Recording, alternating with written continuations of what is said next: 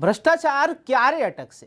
છોટાઉદેપુરના ખોસ વસેડી ગામે સળિયા વગરનો રોડ બનાવી દેવામાં આવ્યાનો પ્રજાનો આક્ષેપ છે. મેટલ પાથરી લેવલિંગ કર્યા વગર સિમેન્ટ પાથરી દીધો હોવાની બૂમ પડી રહી છે. ત્યારે છોટાઉદેપુર નગરને અડીને આવેલા ખાસ ખોસ વસેડી ગામે ગ્રામ પંચાયત દ્વારા હાલ આરસીસી રોડ બનાવવામાં આવી રહ્યો છે, જ્યાં ઉજળિયાત અને ભણેલો ગણેલો વર્ગ રહેતો હોય તેવી જગ્યા ઉપર થતી રસ્તાની કામગીરી બાબતે અનેક સવાલો અને આક્ષેપો થઈ રહ્યા છે. સાથોસાથ ભ્રષ્ટાચારની ગંધ પણ આવી રહી છે. સુંદર જગ્યાએ રોડની કામગીરી યોગ્ય ગુણવત્તા મુજબ ના થતી હોય તેવી ફરિયાદ લોકો કરી રહ્યા છે.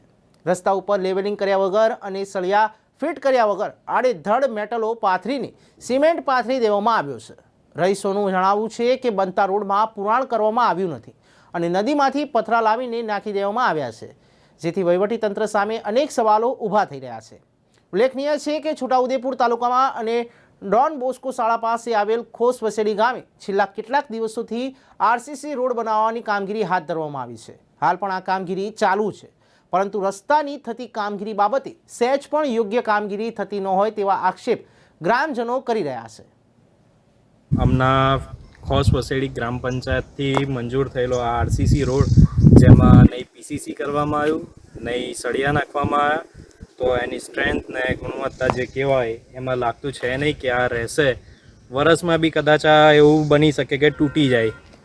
બીજું કે ઘડીએ અમે રજૂઆત કરતા તો બી લાઇટ નથી કરતા આ લોકો.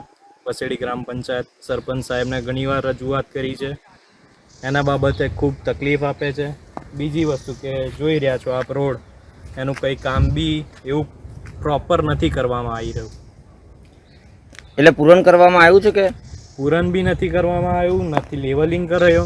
જે જૂનું પૂરણ છે એમાં બી એ લોકોએ નદીમાંથી જે પથરા લાવીને ઉપર નાખ્યા છે એ લેવલિંગ ખાડા પૂરીને ખાલી બસ કોન્ક્રીટનો માલ નાખે છે. અંદર સળિયા વાપરે છે? ના, અંદર બિલકુલ એક બી સળિયો દેખાઈ નહીં રહ્યો. આગળ બી તમે જોઈ શકો છો કે કશું છે નહીં. નહીં સળિયા વાપર્યા, નથી પીસીસી કર્યું, કશું જ નહીં.